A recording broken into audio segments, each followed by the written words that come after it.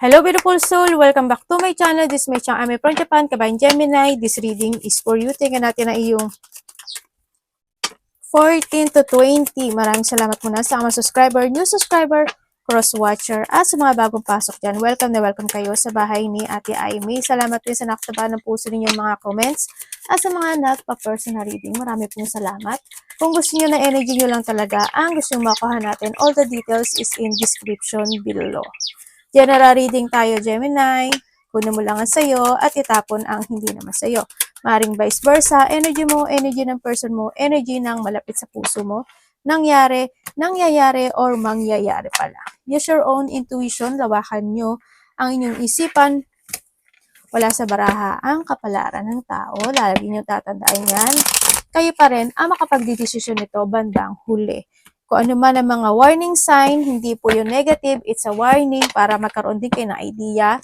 Pero kung gusto nyo na positive lang, ang gusto nyo marinig, hindi itong channel na ito ang para sa inyo. Tingnan muna natin kung ano makita ko.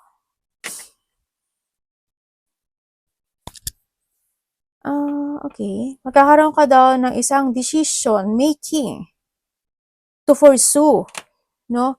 Nandito rin yung, kumbaga nandito yung, halimbawa, magkakaroon ng mga union, ganyan, magkakaroon ng mga small gathering, big gathering man yan, may mga collaboration, may mga sitwasyon, either creativity or just a joy situation, ako na nakikita dito. And then also is, may isi-celebrate no? Yeah, may mga celebration ako na nakikita. May isi-celebrate yung mga celebration. Makaka-receive ka rin daw ng, makaka-receive ka ng text message, communication, or news. Pwedeng sa kapamilya mo, pwedeng sa isang taong mas bata sa'yo, na pwedeng ikalungkot, ika-disappointment mo, pwedeng sa kasama mo sa trabaho, kapamilya, kung sino man yan, pwedeng anak, pamangkin, ganyan. Basta mas bata sa'yo, magkakaroon ka sa kanya ng disappointment. Yun na nakikita ko dito. May pagtulong din, ako nakikita. Pwedeng mahandin yung may taong tutulong sa'yo, or may tao ka na tutulungan, o may taong ihingi ng tulong. Andun yung pagiging confident mo sa mga bagay na gusto mong gawin this time. Mas more ka kasi ngayon this time magpo-focus sa sarili mo, or andun ka sa point na you are more on focusing to yourself to do things na gusto mo talaga. Para mas more mong ifa-follow yung sarili mo, ipa-follow mo yung heart mo, pa-follow mo yung mga gusto mong gawin, nandun ka sa point na yun, at nandun din yung confidence mo dun sa mga bagay na yun, no? You speak out also, no, sa nakikita ko dito, may mga idea or creativity na you want na maging makatotohanan or maging reality. Also, there's an offering, ako nakikita, pwedeng someone is mag-o-offer ng peace of mind, or mag-offer ng sorry, or nahandin yung sitwasyon. Iba dito, either magkaiba kayo ng lahi, or nasa ibang bansa kayo, or siya ay nasa ibang bansa. Parang nakita kong ganun. Yun. May mga cooperation, celebration, may tao na hihingin, yan, suporta and love. Ako nakikita sa'yo dito.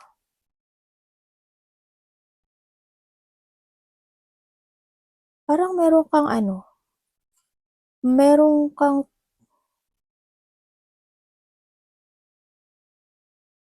may tao na magkakaroon ng interest sa'yo, mas bata sa'yo, or ikaw ito sa kanya, ganyan. Vice versa.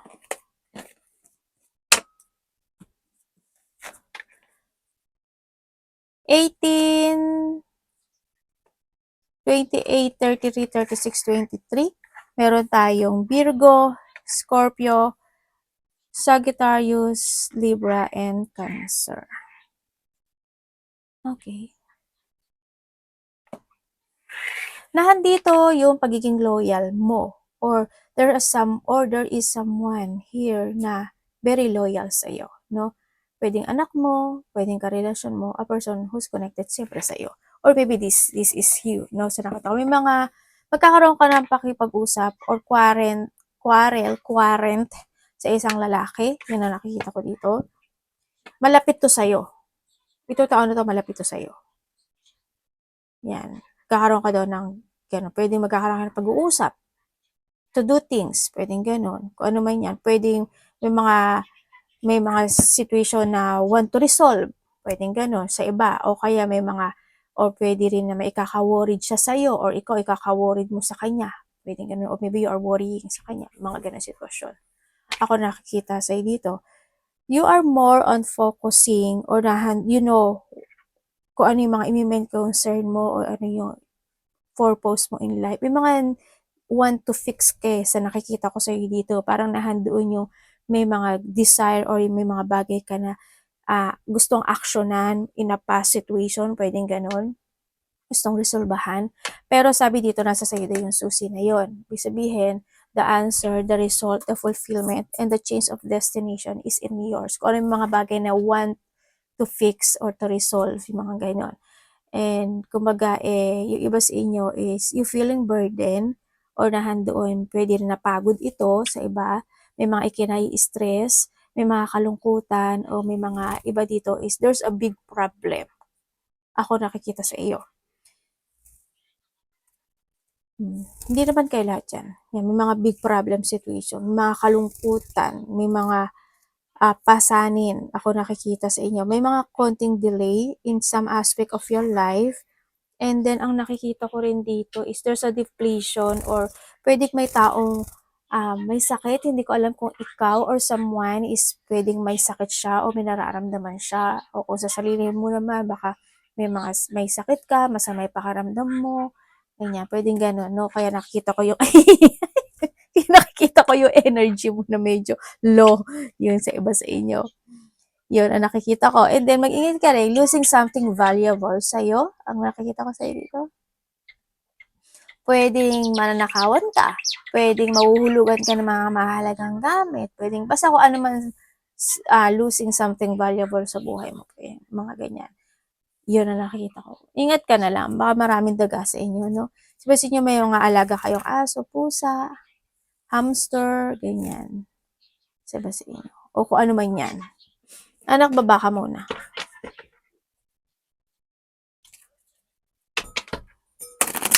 Anong energy niya yun?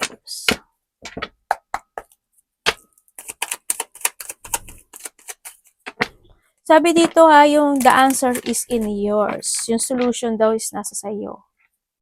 Yan. May mga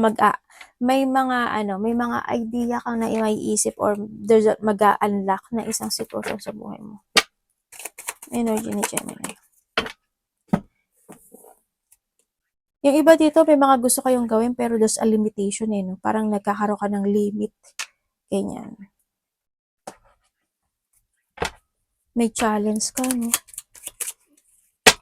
Pwede rin na na you are committed with someone na may problema o kaya may pinagdadaanan, ganun. Energy niya.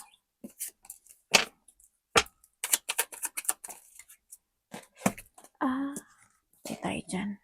Energy mo this week. Siguro iba sila nandito ka sa sitwasyon mo, siguro may mga lakad kayo, ganyan. May mga iisipin ka na gusto mong lakarin, ganyan. Siguro within a 1 day, 1 week, ganyan. May mga bagay ka na maaring didesisyonan or iisipin mo na dito na lang kaya, ganito na lang kaya, ganyan na lang kaya, may mga ganun. And then energy mo, very active naman yung nakikita ko dito, no? Active yung energy ng iba. Siguro, mas may mga bagay ka na idea or bagay ka na gusto mong gawin or umpisahan. Ganyan. May mga bagay ka na titimbangin by this week. Also dito, parang, on and off. Parang gagawin ko ba o hindi? Parang may ganun. Halimbawa sa trabaho, papasok ba ako o hindi? Parang tinatamad ako. Ano kaya? Parang nahando ka sa point, para pakikiramdaman mo yung sitwasyon o yung sarili mo o yung mga bagay-bagay. Nandun ka sa sitwasyon. O saang aspeto ng buhay. Parang gagawin ko ba o hindi? Papasok ba ako o hindi? Actionan ko ba o hindi? May ganun.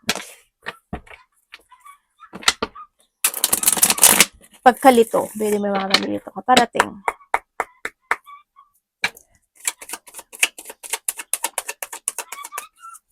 Sa iba naman sa inyo dito is may mga bagay ka na hahanapan mo ng clarity. Ganyan. Maghahanap ka ng clarity in your situation. Maghahanap ka ng yun nga. Sabi ka parating. Ano yun, universe? Lungkot? Sumakit ulo ko Parating sa'yo. Ang dami mong iniisip no? Dito kasi sa sitwasyon mo, may mga bagay ka daw na iisipin. Yeah, may mga bagay kang aayusin, isa sa ayos. Ganyan, may mga pag-iisip. It's more on thinking kasi nakikita ko sa'yo dito. There's a bullying. Ako na nakikita sa'yo. Pwedeng parating sa'yo is may tao na bubulihin ka o iinisin ka. Ganyan. O kaya may mga away o gulo o hindi pagkakaintindihan. Also dito rin is may betrayal. Ganyan. Pwedeng may magbabackstab sa'yo o kaya lilinglangin ka, pagtataksilan ka, ganyan. Dito sa iba parating din sa'yo is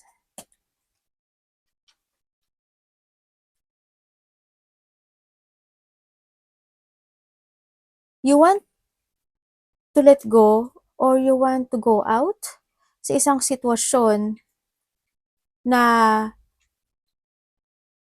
meron ka na nahihirapan ka pero hindi mo alam kung tama ba o hindi tama. Parang nandun ka sa point na you look to a new direction or you look kung kaliwa ba ako, kanan ba ako, parang ganun. Yun ang nakita ko sa'yo dito. Dito yun ang parating sa'yo. Parating sa'yo also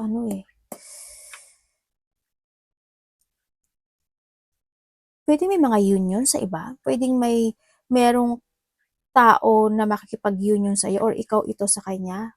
Pwedeng halimbawa karelasyon mo o kaya is anak mo, pamangkin mo, mas nakakabata sa'yo or kakilala mo na talaga siya. Yun, magkakaroon ng mga union, communication, commitment, or someone want to connect. Yun na nakita ko sa'yo. Or gusto niya ng connection or nahandoon yung gusto niya ng open communication sa'yo. Or may mag-o-open sa'yo. Ganyan. Kung sino man ito, pwedeng mas bata to sa'yo. Sa iba sa inyo, pwedeng kapatid mo rin. Kahit mas bata man siya or hindi yan.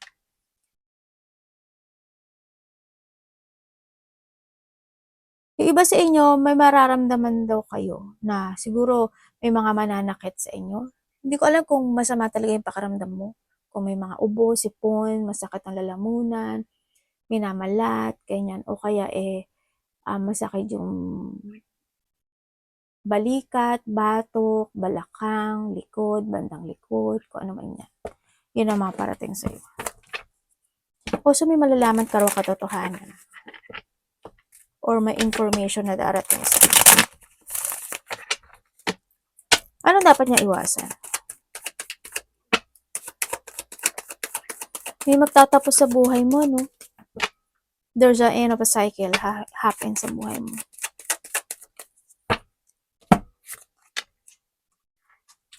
Sana hindi ganun ka-big situation. Sana hindi ganito. Pero may parating.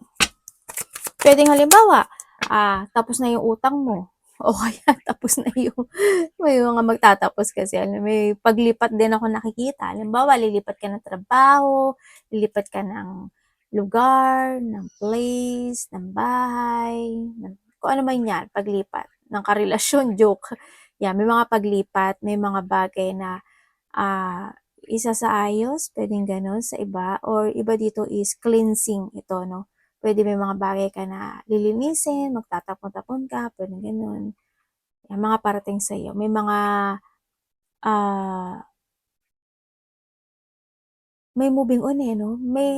Meron kang there's a new horizon or there's a new start situation na magkakaroon. May mga mag-open also na door para sa iyo. Yun ang parating sa iyo, Gemini. Sa iba kuhanin mo lang yung sa'yo doon. Hindi naman, malabo naman na sa'yo lahat yun. Dapat iwasan niya to, universe. Okay. Dapat mong iwasan yung hindi ka makinig sa opinion o sa advice ng ibang tao.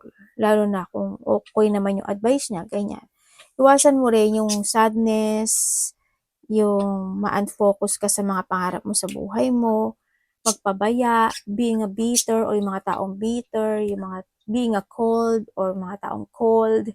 Also, yung ma-stagnant ka, yung tamarin ka, or yung mga taong tamad. Siyempre, yung iwasan mo rin yung not to take it action sa mga bagay na need to develop, sa mga bagay na need ng baguhin, ganyan. Iwasan mo yung, siyempre yung sadness and stress, yan, iwasan mo yan. Nano ko, nano yung truth ko. Yan, iwasan mo yung mga pressure in life, no? And then also, iwasan mo yung yung mapanghinaan ka ng loob. Ganyan. Iwasan mo yun. Iwasan mo na hindi ka mag-trust sa intuition mo, tsaka not to be patient. Ganyan. Sa mga bagay-bagay. Pwede sa mga choices o kaya yung sa mga decision making mo. You need to trust to your intuition to make a decisions right. Be patient lang din sa mga bagay-bagay. Palagi mong isipin mga ganun. Tsaka don't waste time sa mga bagay na is not worth it. Iwasan mo rin yung yung hindi, yun nga, tulad ng sabi ko kanina, hindi pakikinig sa mga nasa paligid mo. O hindi ka makiramdam.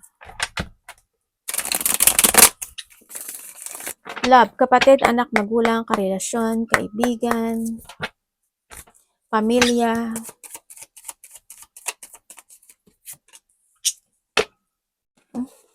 Ba yun, anak?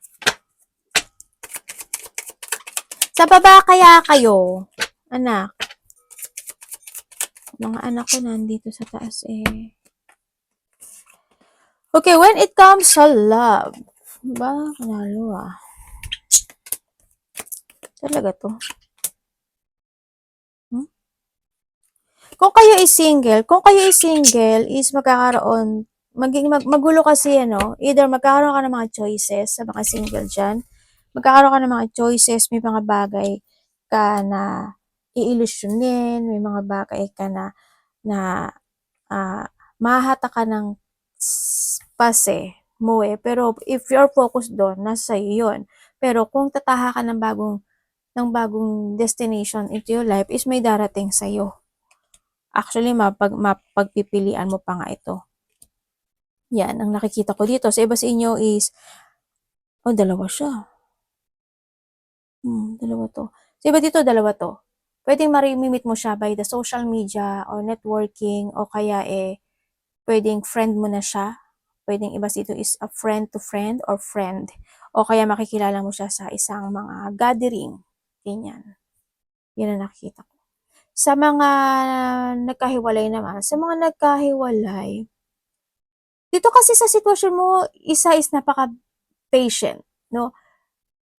Napaka-patient nung isa, maaring may nalaman ka na rin sa kanya o may alam ka talaga sa kanya pagdating ito na maaring naging options ka o kaya hindi talaga naging, maaring naikwento na rin niya sa'yo, di ba? Dito sa sitwasyon nagkaroon ng pagsisinungaling. Kung titingnan ko dito, they try or isa sa inyo nag-try pa talaga na ayusin yung relasyon na ito, no? Gusto niyang ayusin. Nahahatak siya na nakaraan itong sitwasyon na ito sa nakikita ko dito.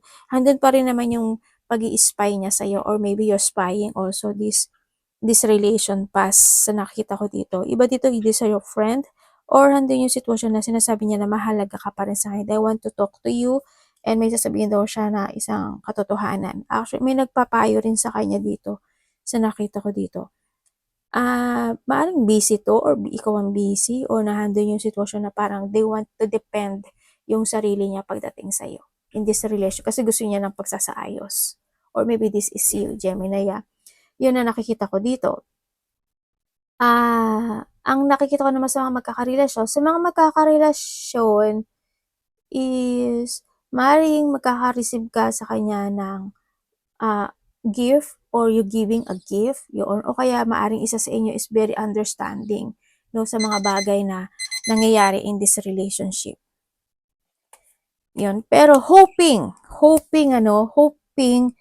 is hindi kayo magkaroon ng conflict or hindi kayo magkaroon ng pag-aaway o hindi kayo magkaroon ng pagkakaintindihan. Hoping lang naman dito sa sitwasyon na ito.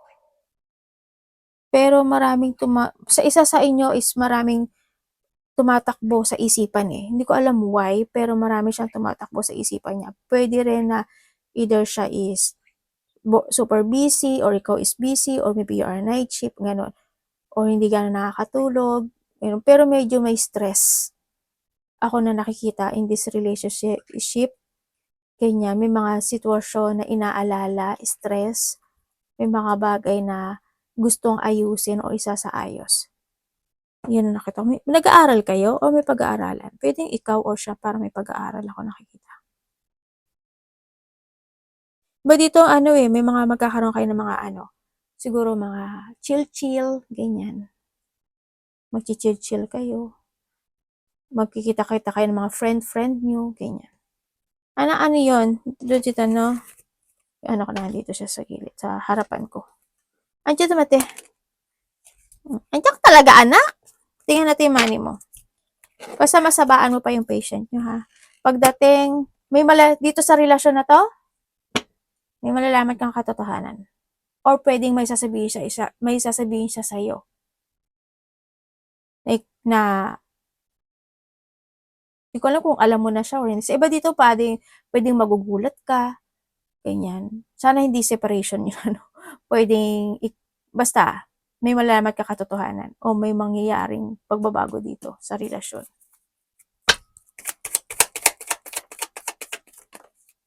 Money.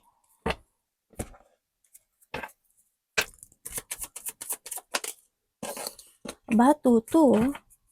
Okay. Money ni Gemini. Uy. Okay, when it comes sa money mo. Kung saan ka likod ko. Pagdating sa money mo, andito ka sa sitwasyon mo na siguro minsan na disorganize ka, ganyan. Sa money mo is sakto lang. Ando sa pagiging sakto. Sakto lahat. Nakakain ka, nakakabili ka ng gusto mo, ganyan. Sakto lang. Hindi siya ganun kabunginyos. Kumbaga siguro if you have a desire or manifestation na sana ganito, sana yan, hindi pa siya. It's a delay. Yun ang nakikita ko dito. Maaring iba sa inyo is meron pa kayong mga binabayaran o may mga pagkakautang o may mga binabayaran sa card o may mga kailangang tapusin na mga bagay-bagay. Pwedeng ganun sa iba, no? Yun ang nakikita ko. Dito, you try to make it balance pagdating sa pera mo. Trabaho and pera to, yung iba sa inyo is baka ma-disorganize kayo, ha. Try to control and balance lang. I-evaluate mo yung mga bagay na kung dapat ba o hindi dapat. Kasi, di ba? Kasi baka may mga kamalian o may mga mali ka na madesisyonan pagdating sa paggastos ng pera. Hoping, hindi kayo lahat, ha. Yan. Pero sabi dito, may mga mali. Sabi dito, may mga bagay na hindi natapos o hindi na kumpleto o hindi na accomplish, mga ganyan. Yun. Ingat na lang, no? Ako nakita dito. May konti kasing siya, frustration. Baka busy kayo. Pero may taong ko-connect sa'yo. Kasi, baka humingi ito ng tulong sa'yo. Or tutulungan mo siya. Advice kay Gemini.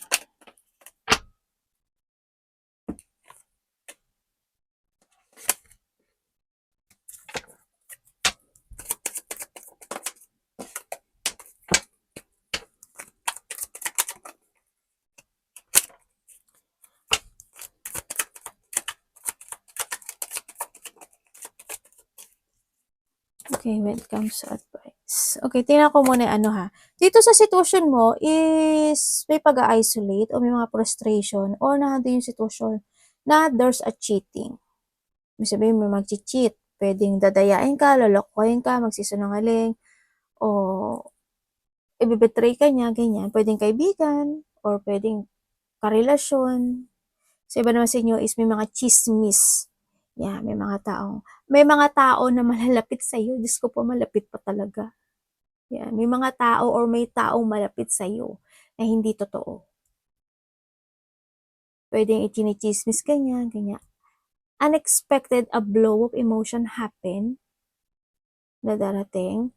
Pwedeng ma-disappoint ka, intense, it hurt, pwedeng conflict, ganyan. Tulad ng sabi ko kanina, separation, hindi pagkakaintindihan, ma-depress ka, malungkot ka, pwedeng mawalan ka ng pag-asa, o kaya is yung sitwasyon na someone is i-hide niya yung nararamdaman niya, or pwedeng ikaw ito, you're hiding your feelings, o hindi siya magsasabi talaga ng katotohanan pagdating sa nararamdaman niya, ganyan.